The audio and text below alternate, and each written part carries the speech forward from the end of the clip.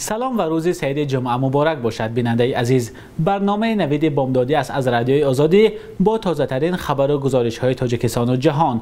مولا رجب یوسفی هستم. دوام 10 دقیقه دیگر همراه شما.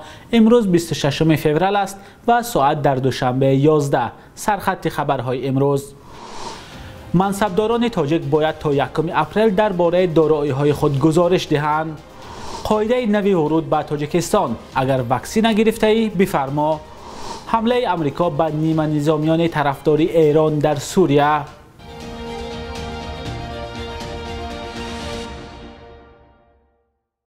خبرگزاری دولتی خاور گزارش داده است که منصبداران تاجیک باید تا 1 اپریل امسال درباره دارایی‌های خود معلومات دهند، چون این ترتیب سالها باز در تاجیکستان عمل می‌کند، اما امسال این ترتیب فرق دارد. منصبداران یا خدمتچیان دولتی در تاجیکستان اکنون موظف شدند که درباره دارایی‌هایشان به مانند گاو و اسب و پرنده به مقامات گزارش دهند. قبلا قانون‌های تاجیکستان از منصبداران تنها اعلامیه درباره خانه و زمین و اوراق گرانبها یا سهمیه‌ها را طلب می‌کرد. تعداد منصبداران در تاجیکستان حدود 20,000 نفر است. کمیته اندازه تاجیکستان میگوید با مقصد آسان کردن پیشنهاد اعلامیه‌ها چند پیش برنامه مخصوص کامپیوتری را تهیه و به کار درآوردند که آن امکان می‌دهد اعلامیه‌ها در شکل الکترونی پیشنهاد کرده شوند.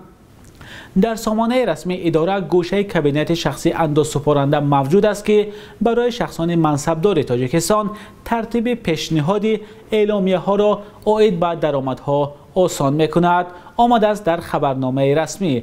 در خبر رسمی به منصبداران هشدار داده شده است که در صورت پیشنهاد نکردن یا نادرست دادن معلومات درباره دارایی‌های خود از مقام برکنار می‌شوند.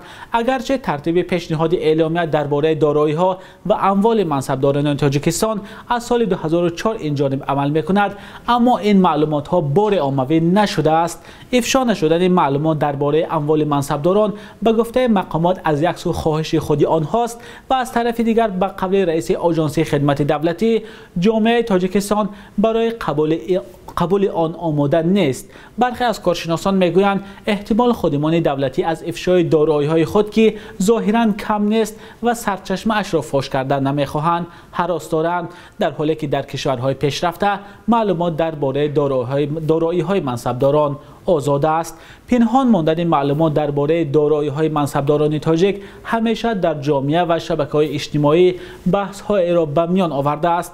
بسیاری‌ها به این سوال می‌خواهند پاسخ پیدا کنند که چرا معلومات درباره دارایی‌های منصبداران در تاجیکستان باید مخفی بماند. اگر شما هم در این باره نظری دارید می‌توانید به ما نویسید. برخی رسانه‌ها از قاعده نوی ورود به تاجیکستان خبر دادند. تا امروز آنهای حق وارد شدن به تاجیکستان را داشتند که اگر تا 72 ساعت پرواز در دست سند منفی بودن تست کرونا ویروس را داشته باشند. سامانه یاتیجی روز 25 فوریه از قبل مسئولین وزارت تندرستی تاجیکستان نوشته است من بعد شهروندان خارجی که واکسن کووید 19 را گرفتند می توانند به حجت منفی بودن تست به تاجیکستان وارد شوند. یعنی اگر شما در خارج واکسن ضد کووید 19 را گرفتید پس می توانید آزادانه به تاجیکستان وارد شوید.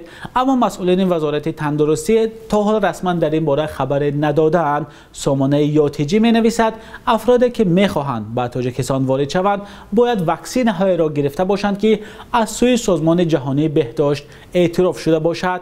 در حال حاضر این سازمان واکسن های فایزر و استرازنیکا را تصدیق کرده است. ترتیب نو برای ورود به تاجیکستان در حال جاری می شود که هنوز معلوم نیست که کی خود تاجیکستان به امکانی ساکنان از کووید 19 شروع می کند.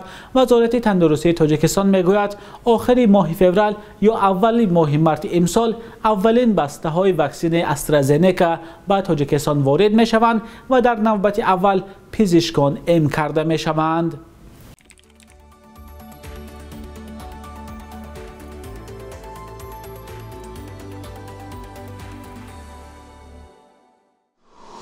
نخست وزیر ارمنستان نیکول پاشینیان از سربازان خواست که کار خود را اجرا و کشور را به گفته‌اش از تلاش کودتای نظامی دفاع کنند.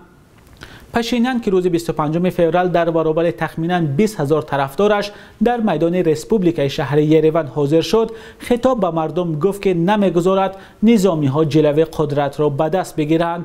پشینیان در حلقه سختی امنیتی صحبت میکرد و بار دیگر طلب ستاد کل ارتش ارمنستان را درباره استعفای او و حکومت رد نمود. در نامه‌ای که این ستاد به پشینیان ارسال کرد، اعتراض مقامات نظامی از تصمیم نخست وزیر برای از مقام برکنار کردن معاون رئیس ستاد کل بیان شده است.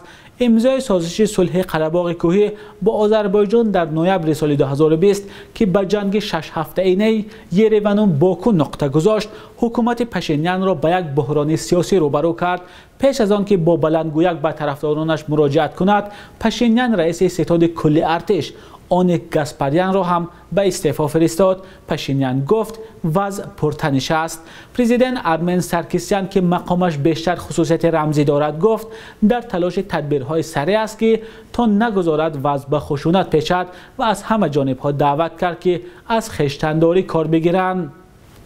پشینیان بعد امضای سازش صلح در قره‌باغ کوهی مورد انتقاد شدید در داخل کشور شد. سازش آتشبس با میانجیگی روسیه امضا شده به جنگ 44 روزه در منطقه جدایی طلب آذربایجان خاتمه گذاشت. این جنگ با برتری نظامی آذربایجان انجامید که از جانب ترکیه پشتیبانی دیده است. پشینیان نظارت بر قلمروهای بحثی قره‌باغ کوهی و هم 7 ناحیه اطراف آن را که بعد جنگ اول سال 1990 زیر نظر ارمنستان بودند از دست داد. این چیز مایه نارضایتی شدید مردم و مخالفان در ارمنستان شد. روسیه و ترکیه اولین شده به وضعیت در ارمنستان واکنش کردند. کرملین که یک متفق دیرینه ارمنستان می باشد گفت از تحولات با سرعت تغییر یابنده در یریون نگران است و جانب‌ها را به خویشتن‌داری دعوت کرد. با این وجود که ترکیه و ارمنستان تاریخاً با هم روابط مشکل دارند، انقره گفت که از حکومت با راه دموکراتی انتخاب شده پشینیان حمایت می‌کند. مولود چاوشاغلو وزیر خارجه ترکیه آنچه را که تلاش کودتا در کشور همسایه ارمنستان نامید به شدت محکوم کرد. با این وضع معلوم نیست که تا کجا نیروهای مسلح ارمنستان خواستار استفاده سلاح و زور برای برکنار کردن حکومت پشینیان می باشند.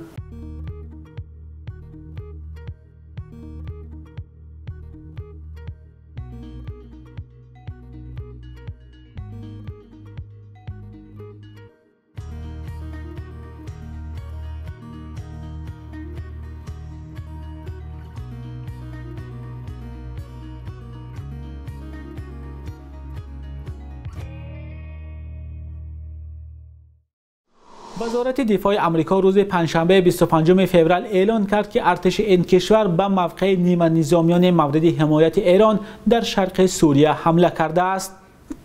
پنتاگون گفته است که این حمله در پاسخ به حمله‌های موشکی اخیر علیه محل جابجایی نیروهای آمریکایی در اربیل عراق صورت گرفته است. تقریباً 10 روز قبل به محل حضور نیروهای آمریکایی در نزدیک‌های فرودگاه بین‌المللی اربیل 3 موشک پرتاب شد. در این حمله یک پیمانکار غیر نظامی کشته و یک نظامی آمریکایی نیز زخمی شد. گروه دیدبان حقوق بشر سوریه که در لندن قرارگاه دارد با تکیه به منبع‌های خود در سوریه گزارش داده است که در این حمله 17 نفر جنگجوی نزدیک به ایران کشته شدند. مقامات سوریه و ایران تاکنون در رابطه با این حمله ابراز نظر نکردند. ستاد فرماندهی ارتش آمریکا در توییتر خود نوشت با دستور پرزیدنت بایدن نیروهای ارتش آمریکا حمله‌های هوایی علیه زیرساختارهای مورد استفاده گروه‌های نیمه نظامی مورد حکومت ایران در شرق سوریه انجام داد. ستاد فرماندهی ارتش آمریکا در ادامه گفته است این حمله‌ها در پاسخ به حمله‌های اخیر علیه افراد آمریکا و ائتلاف در عراق و تهدیدهای دوامدار علیه این هیئت صورت گرفته است.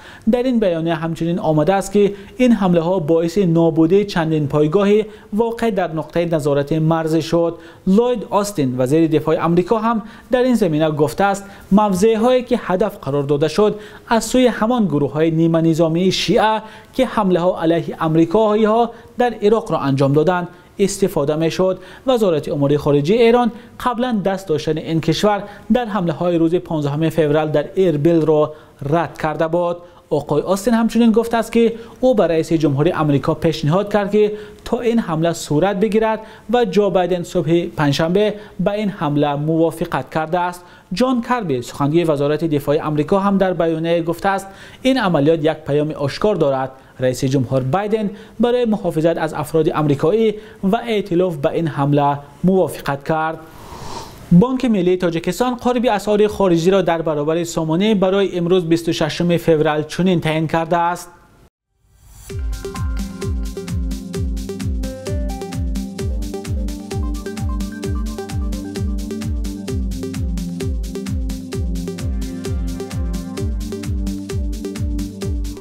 بیننده های عزیز، برنامه نوید بامداده بود که با آخرین خبر و گزارش های تاجیکستان و جهان تقدیم شما شد. ما همیشه در تلاش آن هستیم که تازه ترین خبرهای تاجیکستان و جهان را به شما رسانیم. تا هفته آینده روز و روزگارتان خوش.